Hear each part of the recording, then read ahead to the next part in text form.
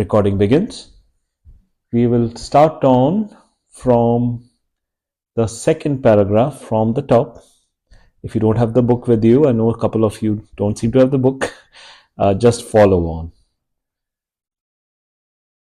And Mother Nature provides in plenty to keep us always in awareness of her beauty, so that we are forever being in the truth of existence, so that we are constantly in the highest possible happiness, the bliss of just being.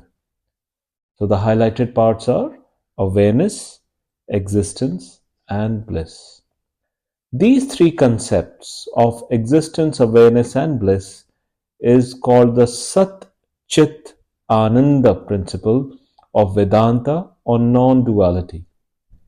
If we remember this principle at all times, then all difficulties that we have faced so far and all that we will face in the future will still come, yet they will feel less overbearing.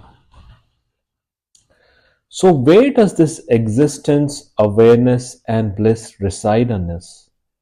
Is it in the gross body, or in the subtle body, or in the causal body, or somewhere else? The ancient scientists kept asking, reflecting, and examining this question until they finally got the answer. This principle is the basis of life. This principle is consciousness and is the divinity within us. It has been called by different words in different philosophies and religions around the world. It is what is called the spirit, or the life principle, or Chi, or Atman, or God, or Yeshua, or Jesus, or Allah, or in the silence of Buddha, or the Omkar that the Sikhs pay obedience to. It is within us, outside us, and everywhere around us. This consciousness, or the self, is that which pervades through and is everything. This is the basis of life, knowledge, wisdom, and love in us, as well as everything around us. The Sat Chit Ananda consciousness, self principle, is a true nature. It is divine and it is your and my true nature. Vedanta goes beyond any other religion or spiritual belief and proclaims that our true nature is same as that of God. Our nature, Sat Chit Ananda, that which we can feel in the very core of our heart, is the same that allows this world to function the way it is.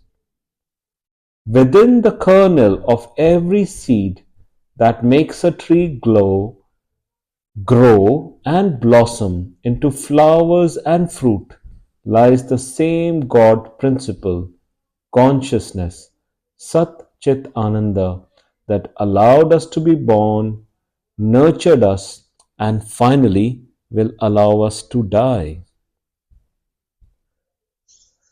That is the first paragraph on page 27. We will continue with our discussions in our group and then we will summarize.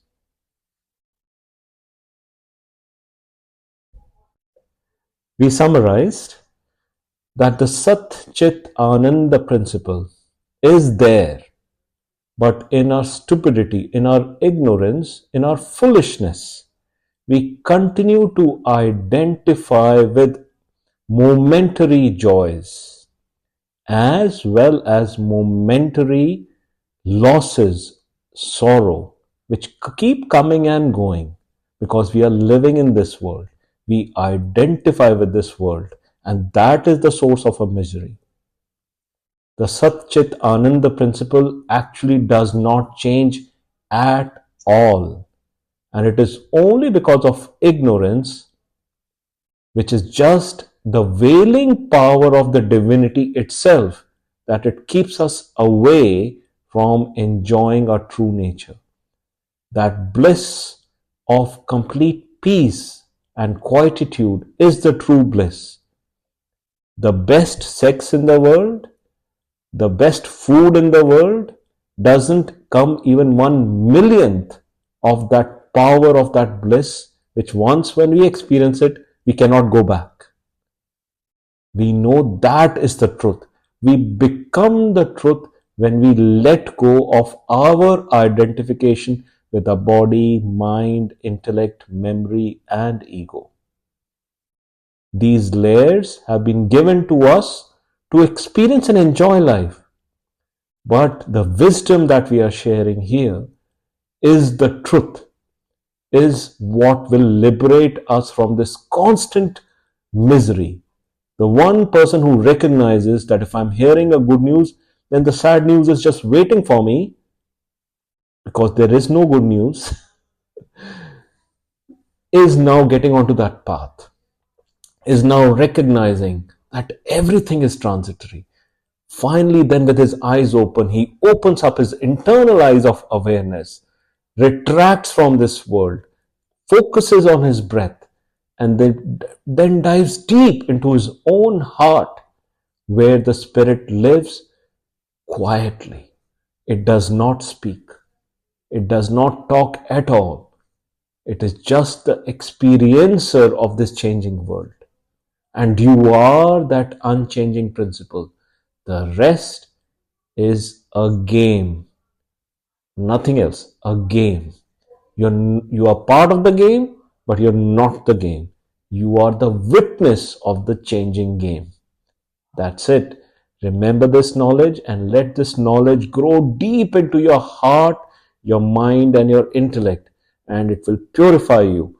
That's guaranteed in by all sages of Vedanta who expounded this knowledge thousands of years ago. And we are blessed to understand this coming from the words of Gurudev Sri Sri Ravi Shankar. In this present moment, an enlightened master is in our life, and we are hearing it from his own mouth. I'm just an instrument sharing what I have heard, and I'm trying to practice it. Let this be our prayer, that we grow with unflinching devotion to this knowledge and with complete detachment to what we experience as transitory, as untrue. That should be our only prayer. I'll repeat: complete devotion to the unchanging divine self within us. And the second prayer should be, let me be detached from this world which keeps changing so that I'm rooted back in the self. Have a good evening.